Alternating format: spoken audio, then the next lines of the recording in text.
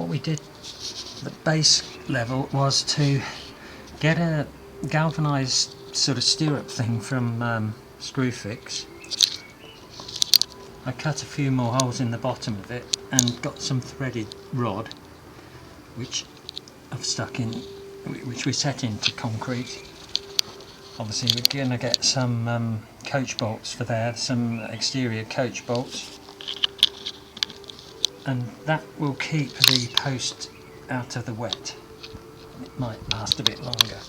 By the way, these are 4-inch posts, 100 by 100. That is 6 by 2,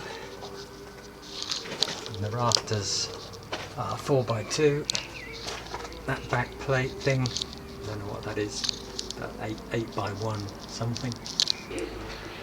Right, once you've made your rafter cut, something I've devised is to, doing this on your own, if you put a nail in the end here, approximately the same distance down as the depth of your bird's mouth.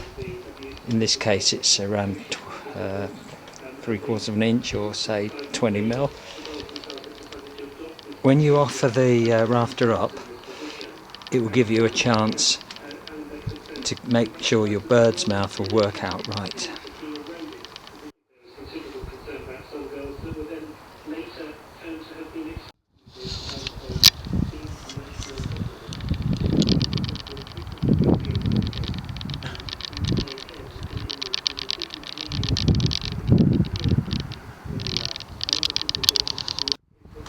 So with the rafter in place, you use a straight edge to mark out where the bird's mouth is going to come when it sits on the bearer beam or plate.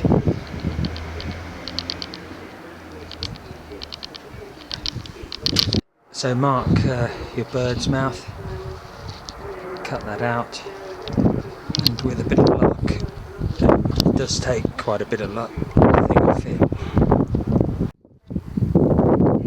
Now that's the bird's mouth cut out. Obviously if you're an expert you already know how to do this, and you probably wouldn't be watching this video. There are lots of expert carpenters and house builders who can show you how to do the bird's mouth in a very scientific way. We've done it in a handyman DIY way, and that's the whole point of the video.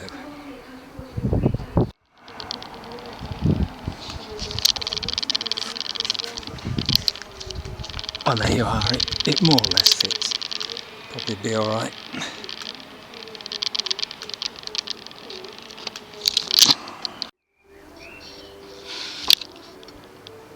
It may not be absolutely necessary to put these spacers in, or noggins as we call them. Or if you live in Australia, I think they call them dwangs, or New Zealand anyway. My rafters are only about 2.3 long, but obviously they will twist if you don't stabilise them or something. Just skew nail those in and that should be sufficient. We just use 4-inch nails to clout the rafters down onto the top plate.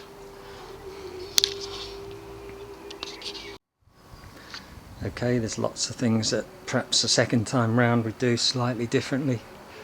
Not quite sure if that joint is the recommended way of doing it.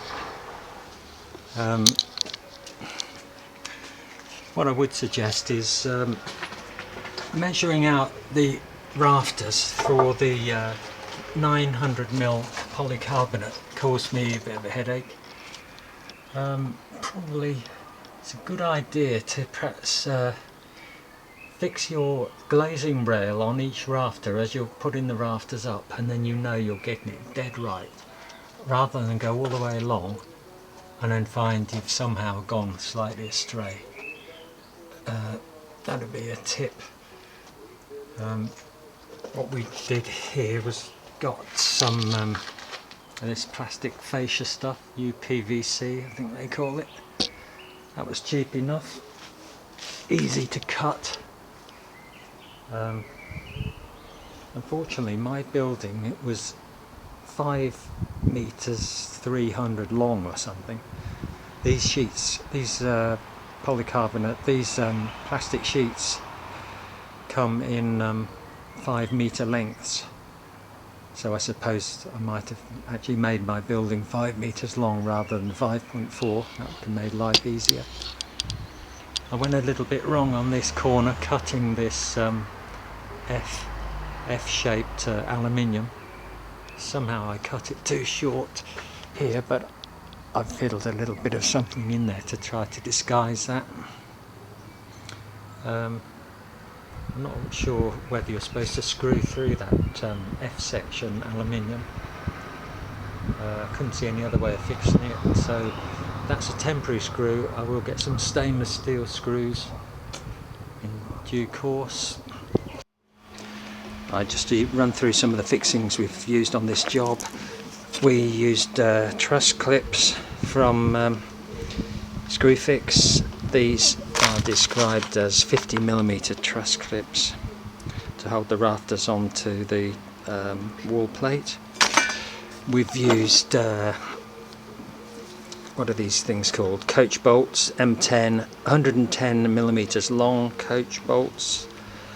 I forget where they came from. It was cheaper to buy a massive box of them than just half a dozen. Quite strange. Round wire nails for fixing the rafters onto the what would you call that thing? The lintel, I suppose. They're galvanized. There's 3 inches long or 75mm. 3-inch oval nails. Not quite sure where they came from. Got a massive box of those. 3-inch oval nails for fixing the noggins or spacers between the rafters. Some short screws to fix the truss clips onto the wall plate, and these are only 30mm long, 4mm thick. So that's the main fixings that I can remember just at the moment. Right, now you probably saw me up on the roof trying to fix that flash band. That was a very dodgy business. The polycarbonate sheets are like ice. I managed to get a bit of a toe hold on those buttons, and I got the flash band up the best I could. Now I don't know whether that's going to be sufficient, but we'll see in due course. I mean, it is only an outside, it's an outside-inside sort of place. If we get a little bit of water running down, it won't be the worst thing in the world.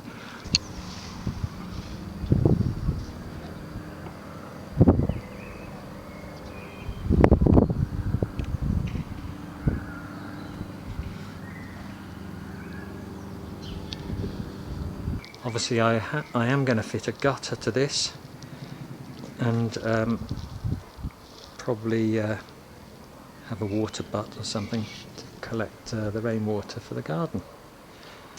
Okay, so there we are. We've finished our veranda, or lean-to as we like to call it.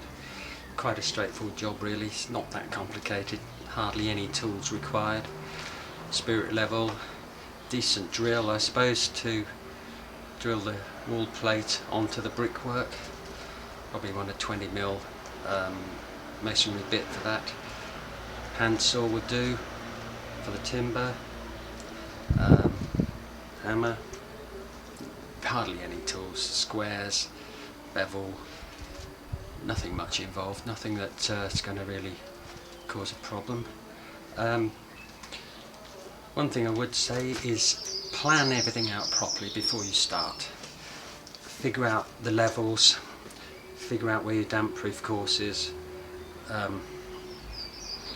have a look and see where the top of your roof is going to finish adjacent to the window sills upstairs, to make sure you can get enough pitch on the roof. once you've planned it out properly and figured out what it is you're trying to do, what you're trying to achieve, how it's going to look when you're finished, you've done the difficult bit really. Figure out what size timber you need.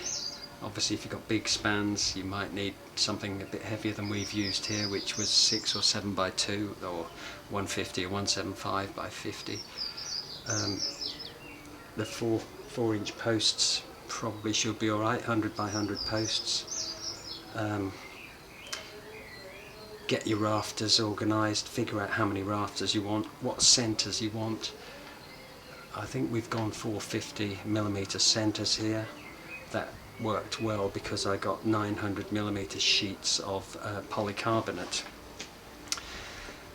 You might find that you can get polycarbonate sheeting in a different size at a good price. Well, you just move your rafters closer together or further apart if you think that's going to be more economical.